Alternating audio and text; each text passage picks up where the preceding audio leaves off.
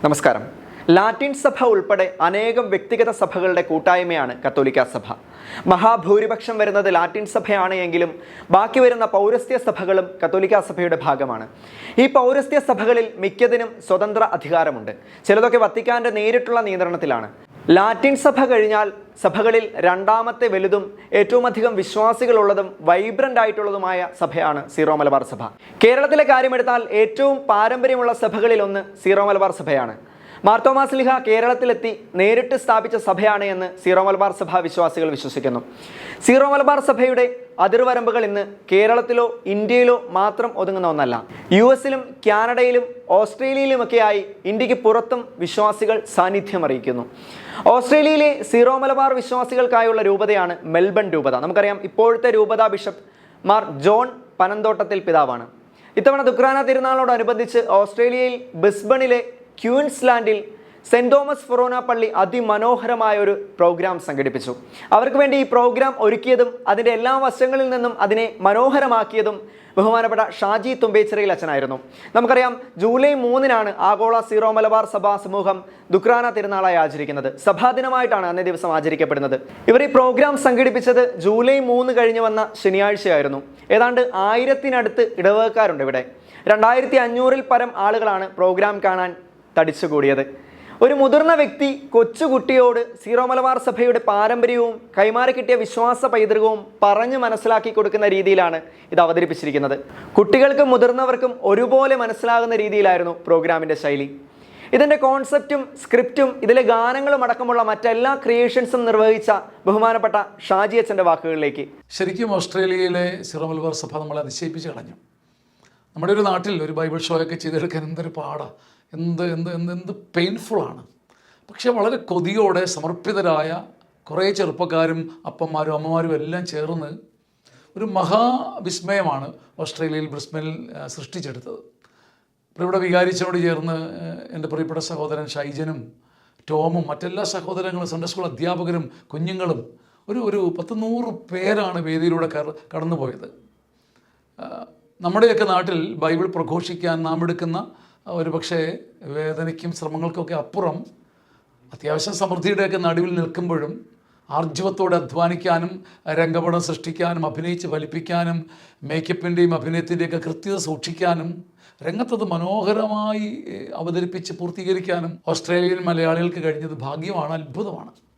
അതും വിവിധ രൂപതകളിൽ നിന്നുള്ളവർ വിവിധ ദേശങ്ങളിൽ നിന്നുള്ളവർ മറ്റേ മറുഭാഷക്കാരുടെ നടുവിൽ ഇത്ര വിജയകരമായിട്ടൊരു കാര്യം ചെയ്യാൻ കഴിഞ്ഞത് ഈശോ മിശിഹായിലുള്ള നമ്മുടെ ഐക്യമാണ്. നമ്മുടെ പാരമ്പര്യങ്ങളെയും സമൃദ്ധമായ നമ്മുടെ പഴമയും പൈതൃകത്തെയും എല്ലാം ചേർത്ത് പിടിക്കാൻ ഇവർക്ക് കഴിഞ്ഞല്ലോ എന്ന് ഓർക്കുമ്പം കേരളത്തിൻ്റെ മണ്ണിൽ നിന്നുകൊണ്ട് നമ്മളവരെ മുക്തകണ്ഠം അഭിനന്ദിച്ചേ പറ്റും.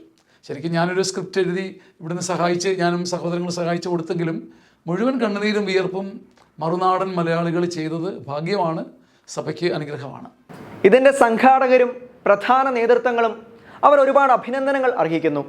പുതുതലമുറയ്ക്ക് തങ്ങളുടെ പാരമ്പര്യം ഒട്ടും ഒളിമങ്ങാതെ കൈമാറാൻ കാട്ടിയ അധ്വാനത്തിന്, അവരുടെ ആ ഒരു സമർപ്പണത്തിന് അവർ ഒരുപാട് അഭിനന്ദനങ്ങൾ അർഹിക്കുന്നു. അവരുടെ വാക്കുകളിലേക്ക്. നമസ്കാരം, ഞാൻ ഷൈജൻ തോമസ്.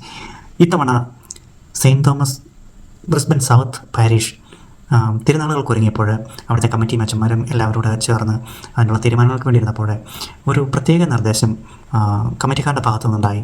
ഇത്തവണ വളരെ ഭംഗിയായിട്ട് കുറച്ചുകൂടെ വലിയ രീതിയിൽ നല്ലതായിട്ട് ആഘോഷിക്കണം. കാരണം ഈ ഇടവക ഫൊറോനയായിട്ട് ഉയർന്നിട്ടുള്ള ആദ്യത്തെ തിരുനാളായിരുന്നു ഈ കഴിഞ്ഞു പോയ ദുക്രാന തിരുനാൾ.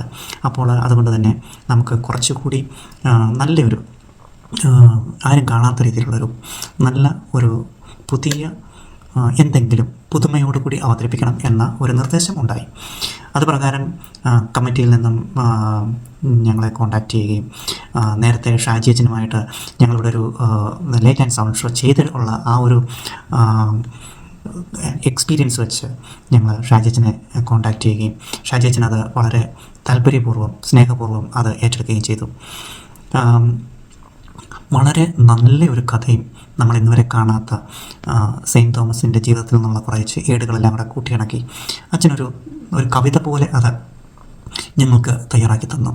നല്ല പാട്ടുകളും നൃത്തങ്ങളും എല്ലാം ചേർത്ത് ഒരു പുതിയ ദൃശ്യ അനുഭവമായിട്ട് ഞങ്ങൾക്ക് വേണ്ടി എഴുതിയ ഒരു നാടകമായിട്ട് അത് ഞങ്ങളുടെ കയ്യിൽ കിട്ടി.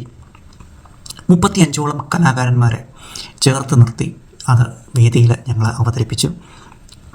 ഇന്ന് വരെ ഓസ്ട്രേലിയ കാണാത്ത അത്രയുള്ളൊരു ദൃശ്യ അനുഭവമായിരുന്നു അതെന്ന് പലയിടത്തു നിന്നും ഞങ്ങൾക്ക് ഈ പ്രോഗ്രാം കഴിഞ്ഞിട്ട് മെസ്സേജുകൾ കിട്ടുകയുണ്ടായി. പലരും വീണ്ടും വീണ്ടും അത് നമുക്ക് സ്റ്റേജ് ചെയ്യണമെന്ന് പറയുകയും മറ്റുള്ള പള്ളികളിൽ നിന്ന് പോലും എൻക്വയറി വരികയും ചെയ്തിട്ടുണ്ട്.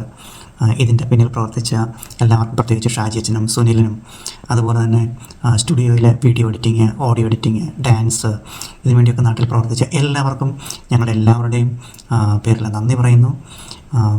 കൂടുതൽ വേദികളിൽ ഇനിയും അവതരിപ്പിക്കാനായിട്ടുള്ള എൻക്വയറി വരുന്നുണ്ട്. അത് ചെയ്യാനായിട്ട് ദൈവത്തിൻ്റെ അനുഗ്രഹം ഞങ്ങൾക്കുണ്ടാകട്ടെ എന്ന് നിങ്ങളെല്ലാവരും പ്രാർത്ഥിക്കണം. കാരണം ഇത് ഒരു സുവിശേഷവൽക്കരണമാണ്. ഇതിൻ്റെ ഒരു ഭാഗമാകാൻ സാധിച്ചതിനകത്ത് ഒത്തിരി സന്തോഷമുണ്ട്. ലോകത്തെവിടെയായാലും പൂർവികർ കൈമാറിത്തന്ന പാരമ്പര്യവും കർത്താവിലുള്ള വിശ്വാസവും പ്രഘോഷിക്കാൻ സാധിക്കുക എന്നാൽ അതൊരു വിശ്വാസ പ്രഖ്യാപനം തന്നെയാണ്. ഈ പ്രഖ്യാപനം തലമുറകൾ ആഘോഷമാക്കട്ടെ.